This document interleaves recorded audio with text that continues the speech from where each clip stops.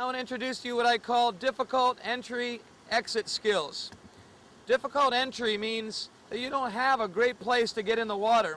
You don't have a nice rock right on the water's edge just to slip in. Often you'll find that you're perched high above the water and you need to get in by doing what's called a seal launch, which of course is sliding your boat off the rock into the water. The first skill I want to teach you for the seal launch is the slide. The slide's one of the easiest ones because your boat is always on the ground. This is a perfect example of a slide. You've got a nice flat spot right here.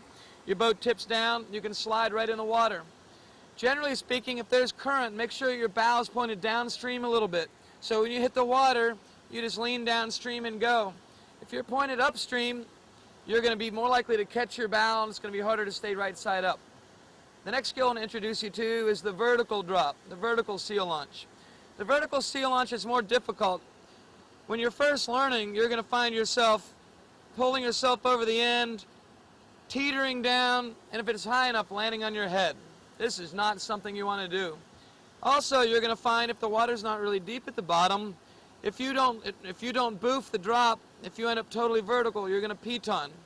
So what we're going to teach right here is your ability to control the landing angle. And essentially, in order to control the landing angle, what you're looking for is getting your boat right up to the edge of balance. That balance point is about 9 inches in front of your pelvis. So it's just a little bit back on the cockpit, like halfway between the end of the cockpit rim and your stomach.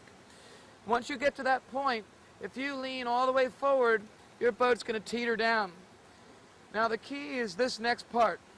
You need to have a hand on a rock on one side, your paddle on the rock on the other. You're going to lean forward till your boat starts teetering down. Once you get to the angle that you want to land on, you're going to push hard with both hands. Now here's the tricky part. Everybody, when they're first learning, pushes hard like this and leans back, straightening their body out. What does that do? Pushes the bow down. You're going to land on your head. So what do? You lift your legs up as you go.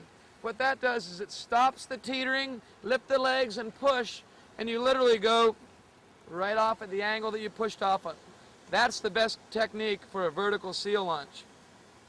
Always check the bottom. If it's too high to reach with your paddle or you can't see it's muddy water, throw some sticks in, throw a log in, throw some rocks in. Make sure you know what you're seal launching into.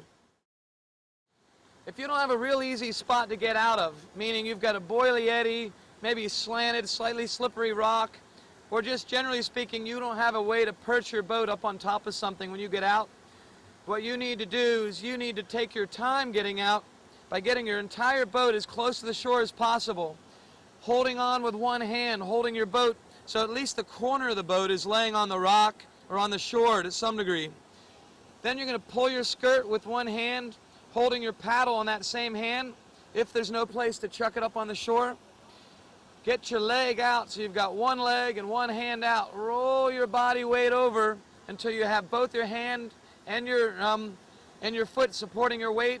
Then you can take your weight out of the boat, grab your boat, and off on your way. If you try to get out by pushing with both hands on the boat, you're going to drift away from the shore. You're going to not know where to put your feet. Your boat's going to move around. You're going to slip in, may lose all your stuff, or end up swimming the next rapid. So make sure you take your time and you have a hand and a foot on the shore. Get all your weight on that before you take your other one out of the boat. Dane's showing a perfect example of how not to get out of your boat. He didn't pick a very good spot to get out. He got in a small eddy on slippery rocks. He fell in the water. Now he's going to try to get his boat out of the water. Now, he did it safely. None of us are in our boats, however. Where he chose to get out wasn't an easy spot. His boat could be on his way down the river. We'd be scrambling to get in our boats, putting ourselves in danger just to save his boat. So thanks, Dane, for a perfect example of what not to do.